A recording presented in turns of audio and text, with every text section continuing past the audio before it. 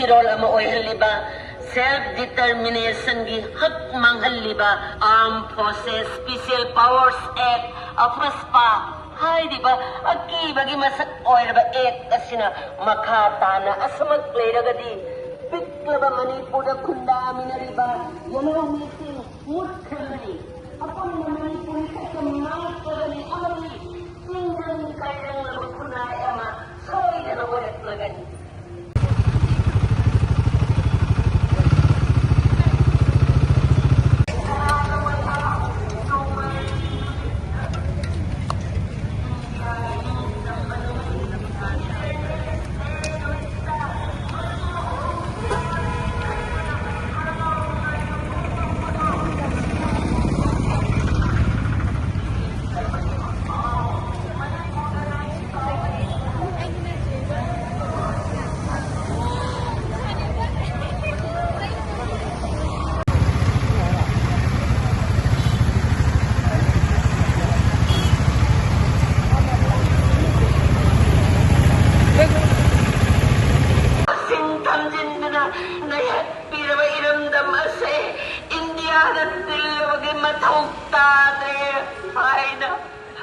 Masana masawo may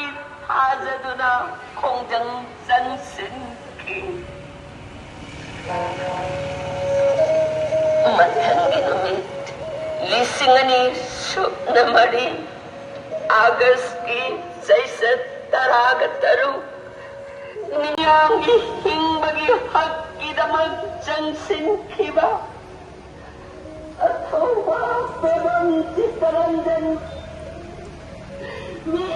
Why na punta Piki?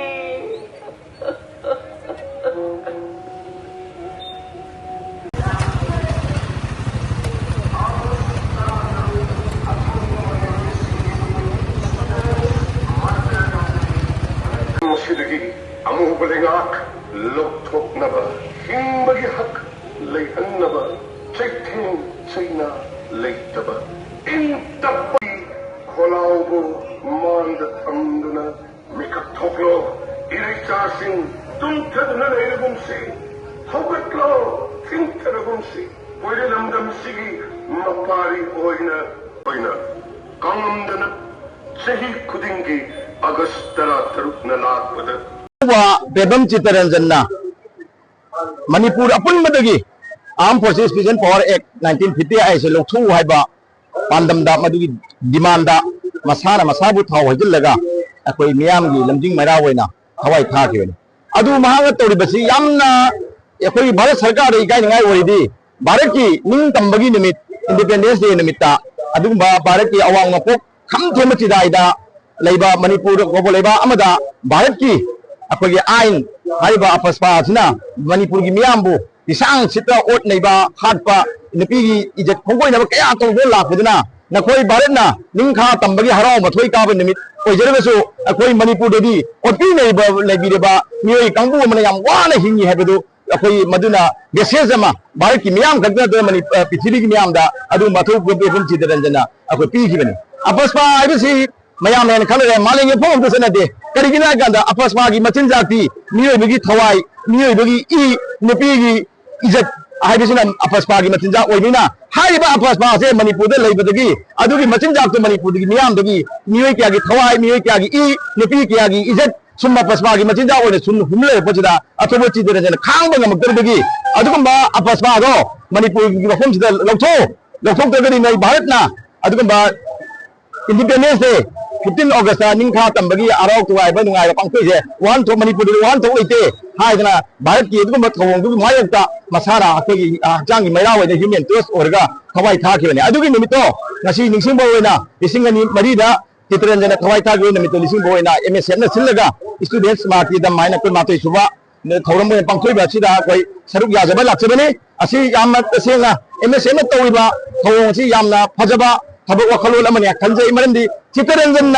हाइबा ngasi दने सही कुन माथुगी मवांगदा मसाना मसाबु मई थाजरगा अदुगुम्बा आसपासपा गे मयक खुंजम चंगलगा बावदा भारत सरकार तादिए अदुगुम्बा अतो अतोपा भारत की लेबा खिदि लोमी यमना सिबा मतमदा अनद करिगुम्बा इरांग अमत मतमदा भारत की मियामना भारत सरकार न खनरगा अदुगुम्बा खोफम हंतुएबा अदुगुम्बा चित्ररंजन मसादा मई थाजरगा इंडिपेंडेंस डे निमित्ता अदुगुम्बा कोई मथवाई थावजलगा मथन निमित्त रांग दातुदा सिगिबो अदुक चावा वखत अमा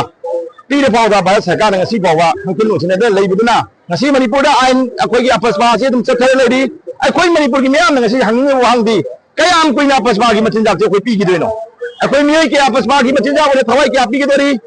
मियोय के नपी की मी के दोरी मियोय के आगी ई के आम पी दोरी नत्रगा भारत सरकार मियोय के आगी थवाई पामी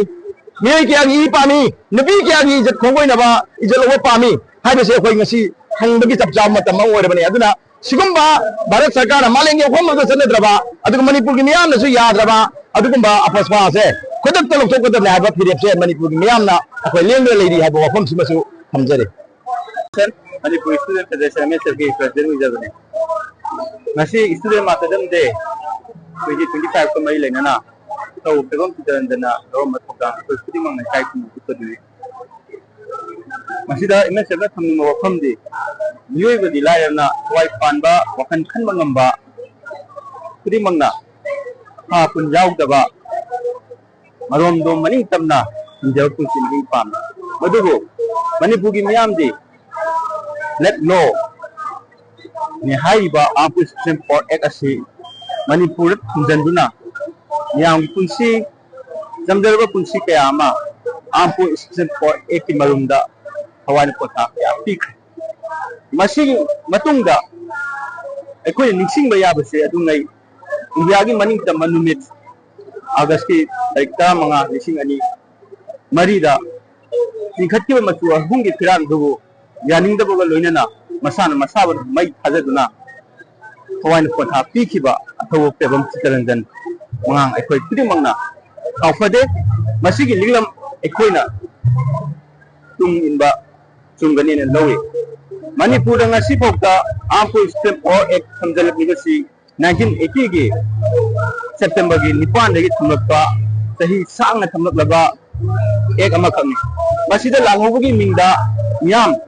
yang kunsi longkhe mayumdagi pharaga thok mayumdagi pharaga pukhaba miyo kyamagi langang langjing nasibu khangidana laithabni masigum laba tamthigaba ek ase ekoi himinari ba phuruk kudimak amaga thidana lemuna ba msangi आंबोस दिनपो एक अदसे मणिपुर दगी पुलंग लोकथोकनबा एखोय खुदिंग की थोगलांग लै मसिगी एक से मतम कुइना सुम सांगल लेरगदी टेखरब मणिपुर तारे खुदिंग खुदिंग याय हबसे MSN थमजरे।